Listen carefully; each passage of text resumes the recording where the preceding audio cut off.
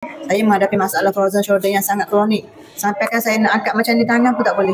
Kalau saya nak tidur memang sampai menangis-nangis sakit. Kena sapu ubah, kena picit, kena menangis-nangis sakit. Selamat pagi, saya Puan Maznah dari Kajang. Saya pesara guru. Selepas saya pencen, saya menghadapi masalah frozen shoulder yang sangat kronik. Sampai kan saya nak angkat macam ni tangan pun tak boleh.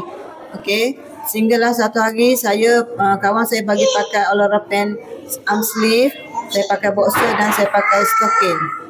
Pada malam pertama saya pakai tu, saya sebelum tu kalau saya nak tidur memang sampai menangis-nangis sakit. Kena sapu ubah, kena picit, kena menangis-nangis sakit. Tapi malam yang saya pakai Olara sleeve dan stocking pen tu, malam itu langsung tak payah, tak ada menangis, tak payah sapu ubah, tak payah picit. Saya boleh tidur nyenyak, sangat-sangat deep sleep. Memang sangat-sangat berkesan.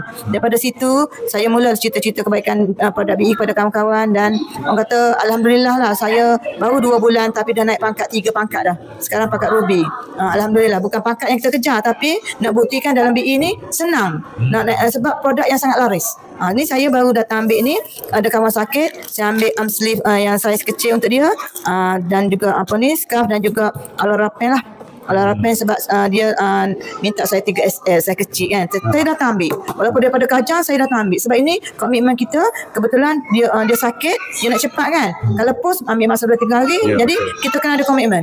Semalam saya datang, hari ni saya datang.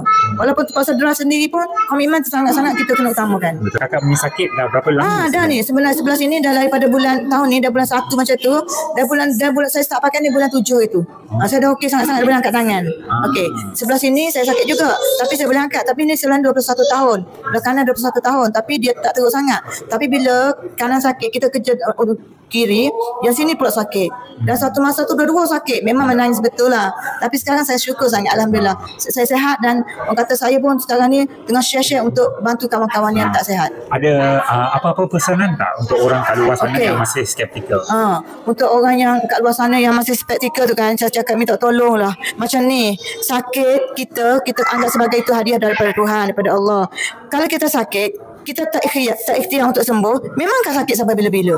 Tapi kalau kita ikhtiar, migraine ataupun contohnya vertigo, pakai scarf ni je kan. Cucu saya demam pun saya pakai scarf ni. Saya sakit kepala pun saya pakai. Contohnya, kita tak pakai memang sakit. Tapi kalau kita pakai, kalau sembuh, apa jadi? Kan happy kan? Macam tu. Jadi apa-apa try dulu. Cuba dulu. Memang susah nak percaya. Takkanlah stocking macam ni boleh menyebabkan orang lumpuh boleh berjalan. Itu panggil ikhtiar. Kita usaha. Yang menyembuh Allah Tuhan kita yang menyembuh. Jadi kita kena usaha. Macam tu. Jadi orang kat sana tu memang ada orang memang skeptikal sangat. Tapi cuba dulu. Apa-apa cuba. Kalau tak cuba tak tahu kan? Betul. Kalau cuba berjaya, syukur sangat-sangat macam saya. Saya tak sangka saya dah boleh angkat tangan macam ni. Alhamdulillah. Okey. Terima kasih. Terima kasih.